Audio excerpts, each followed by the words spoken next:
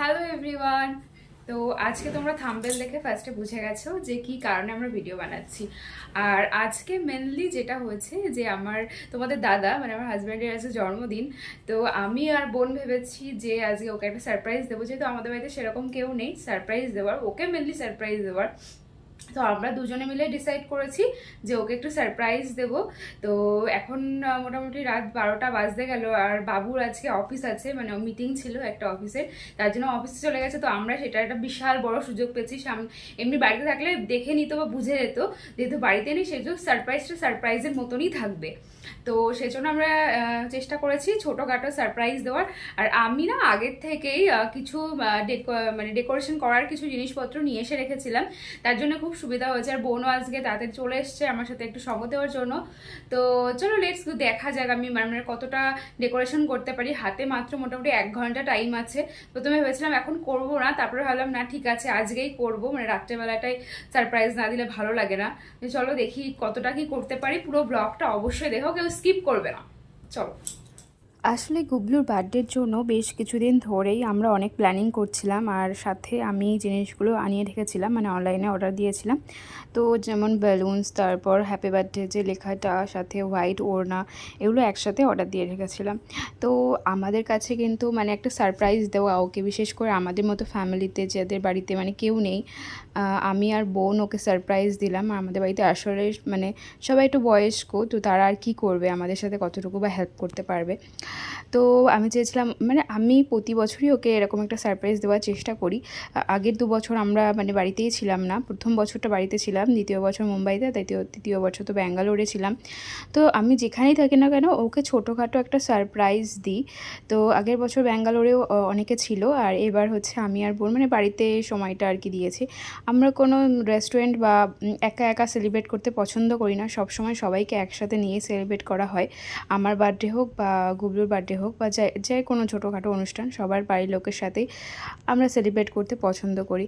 তো আমি আর বোন প্রথমে তো এই জায়গাটায় ডেকোরেশন করার জন্য অনেকক্ষণ ধরে মানে সময় নষ্ট করেছি বলতে গেলে। আসলে আমরা তো দুজন রয়েছি, দুজনের বুদ্ধি আর কতটুকুই বা থাকে। তো দুজনে মিলে অনেক ট্রাই করেছি যে এই জায়গাটায় আসলে দেখতে ভালো লাগবে সাজালে, সেই জন্য এই জায়গাটা প্রথমে আমরা ঠিক করেছিলাম।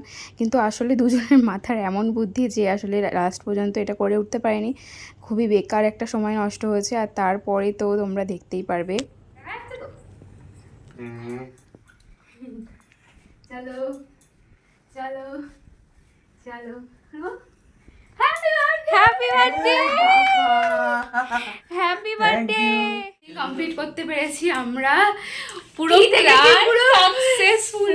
মানে জানি না, আমাদের পুরো প্ল্যান চেঞ্জ হয়েছিল। আমরা যেখানে করতে চেয়েছিলাম কিচ্ছু হয়নি, জাস্ট 15 মিনিট 15 মিনিট ডেকোরেশন। এ খেও না, প্রচন্ড মানে পুরো বেলুন খুলে খুলে পড়ে যাচ্ছিল, খুব খারাপ অবস্থা। এই আগুনটা দে। Happy birthday to you. এখানে কিচ্ছু হবে না, happy birthday to you. Happy birthday to you. Happy birthday.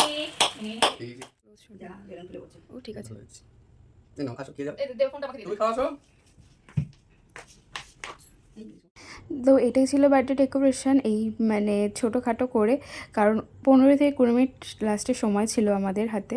তো সেই সময়ের মধ্যে এইটুকু ডেকোরেশন করা হয়েছে, মোটামুটি ছোটোখাটো করে, কারণ প্রথম ডেকোরেশনে আমরা ফেল হয়ে গেছিলাম। আমাদের এই যে আমরা এত কষ্ট করলাম, তো তোমার কেমন লেগেছে? যে ছুরি খাচ্ছ কেন?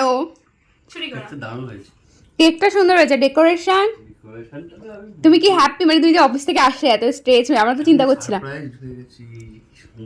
দেখে বুঝতেই পারিনি তোমরা সাজিয়েছো। ওটা কি হলো, চোখ বন্ধ করে কোথায় নিয়ে যাচ্ছে কত সুন্দর করে সাজিয়েছো। এক্সপেক্টই তো করো না একদমই এত সুন্দর। তোমার এক্সপেকটেশন ছিল যে আমরা সাজাবো আর এমন কিছু করবো? আমি ভালো এসে বই পড় খেয়ে হ্যাঁ ওটা তো, তুমি তো নিকাশা। ঠিক আছে, তাহলে কালকে ট্রিট দিচ্ছ? হ্যাঁ, thank you so much. Successful. কোন বাজে 1:40। তো এই যে 1:40 বাজে। তো সবে আমরা কেক ঠেক কেটে মানে বসলাম। তো দেখি কালকেও কটা প্ল্যানিং আছে আমাদের। তো এখন তো ঘুমাবো, ভীষণ ঘুম পেয়েছে। তো মানে আমি এক্সপেক্ট করিনি এতটা ভালো হবে লাস্ট পর্যন্ত। তো ফাইনালি সব ঠিকঠাকভাবে হচ্ছে, এটাই।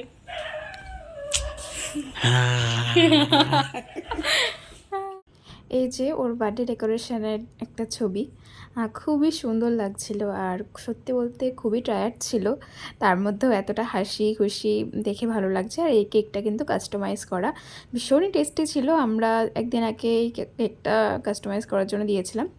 এই যে ও আর বোন সাথে, এবার হচ্ছে আমি আর ও কয়েকটা ছবি তুলেছি, খুব বেশি ছবি তুলিনি কারণ সবে অফিস থেকে এসছে তো একটু টায়ার্ড থাকবেই।